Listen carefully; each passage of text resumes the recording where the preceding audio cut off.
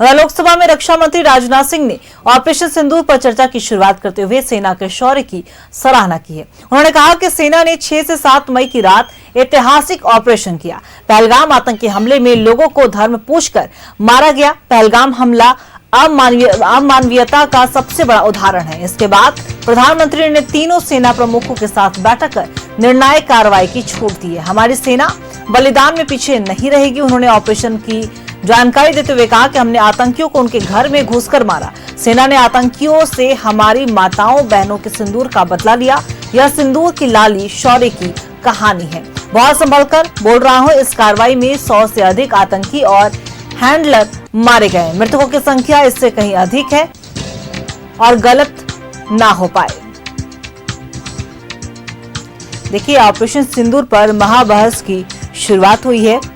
रक्षा मंत्री राजनाथ सिंह ने सेना के शौर्य की कहानी है, कहा है कि ऑपरेशन सिंदूर रुका नहीं है। पाकिस्तान नहीं माना तो फिर कार्रवाई करेंगे।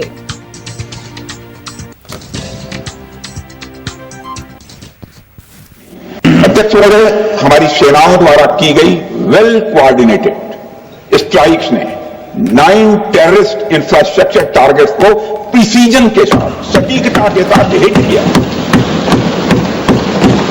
और इस सैन्य कार्रवाई में एक अनुमान के अनुसार 100 से अधिक आतंकवादी, मैं बहुत संभल कर बोल रहा हूं अध्यक्ष महोदय, हमारी फिगर गलत ना होने पाए, फिगर इससे बहुत अधिक है।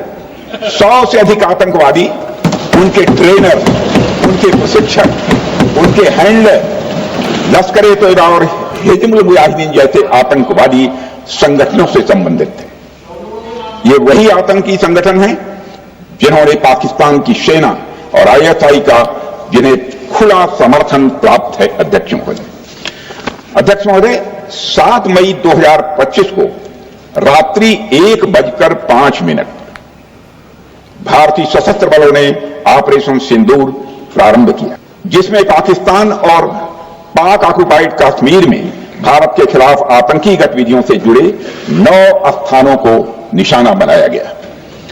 इसमें पीओके के मुजफ्फराबाद में सवाई नाला और सैयदना बिलाल कैंप, कोटली में मस्जिद अब्बास व मसबर रहील शाहिद कैंप, कोटली में गुलपुर कैंप, भिम्बर में बरनाला कैंप, कोटली में अब्बास कैंप और पाकिस्तान के पंजाब प्रांत में बहावलपुर, मुहिदके और सरजाल और मेहमुना जोया शामिल थे। इनमें से 7 आतंकी शिविरों को भारतीय सेना ने पूरी तरह से नष्ट कर दिया।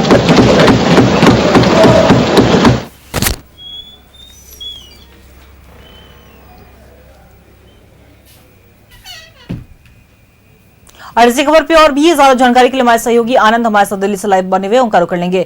आनंद, देखिए, संसद की कार्यवाही चल रही है। ऐसे में हमने पहले कई बार देखा कि 3 बार सदन की कार्यवाही को स्थगित भी किया जाता है विपक्ष के हंगामे के बीच, लेकिन इसके बाद जो केंद्रीय रक्षा मंत्री राजनाथ सिंह ने महाबहस की शुरुआत की। ऑपरेशन सिंदूर पर तमाम बातों को उन्होंने रखा, सेना के शौर्य की कहानी बताई है। फिलहाल क्या कुछ पूरी जानकारी?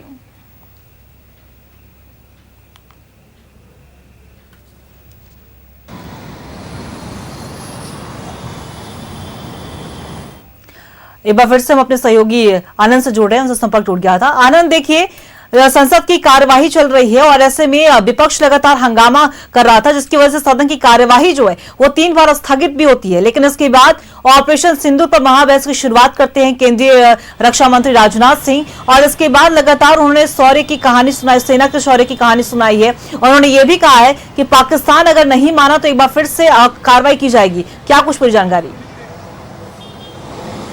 अंकिता, अगर आज बात की जाए ऑपरेशन सिंदूर पे चर्चा को लेकर, सुबह ही मैंने इस चीज को लेकर सबके सामने रखा था, या कहें अपने चैनल पे इस चीज की ब्रेकिंग डाली थी कि आज सत्ता पक्ष और विपक्ष दोनों ही ऑपरेशन सिंदूर की जो तमाम चीजें हैं यानी मुद्दे हैं उसको अपने अपने अनुसार जनता के बीच में रखेंगे।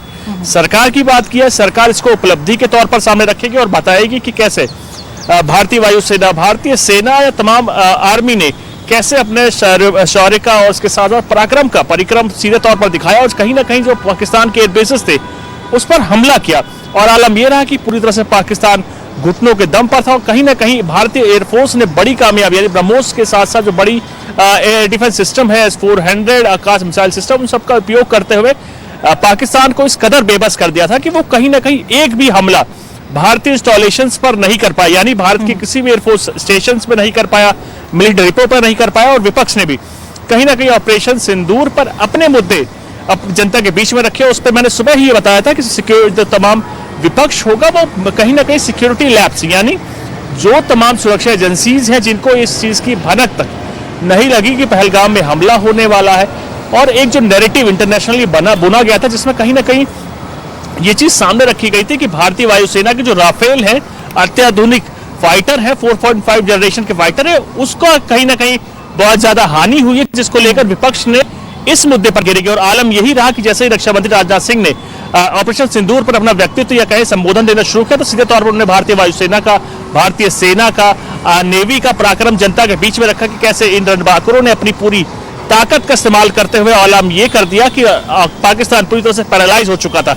लेकिन जैसे ही रक्षा मंत्री का संबोधन खत्म होता उसके बाद गौरव गोगोई बोलते हैं, और इस वक्त अगर आप देखें टीएमसी सांसद कल्याण बनर्जी बोल रहे हैं, तो कहीं ना कहीं विपक्ष का साफ तौर पर यह चीज सामने रख रहा है कि कहीं ना कहीं इस पूरे हमले पर जो है वो सिक्योरिटी लैब्स है, जो तमाम एजेंसीज है जो इसके लिए जिम्मेदार है, कहीं ना कहीं उनकी खामी है और सीधे तौर पर सरकार इस चीज को नहीं मान रही।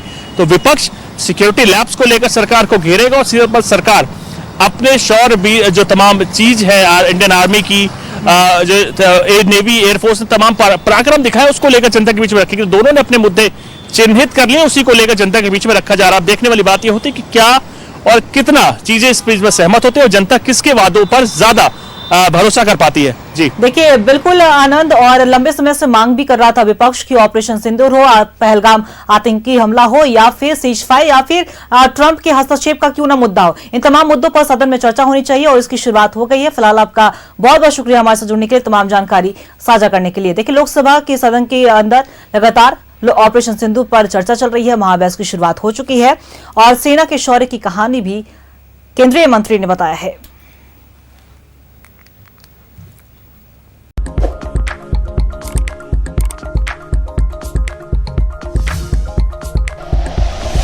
Like and share videos, subscribe करें हमारा चैनल और प्रेस करें बेल आइकॉन। न्यूज़ 11 भारत, सच है तो दिखेगा।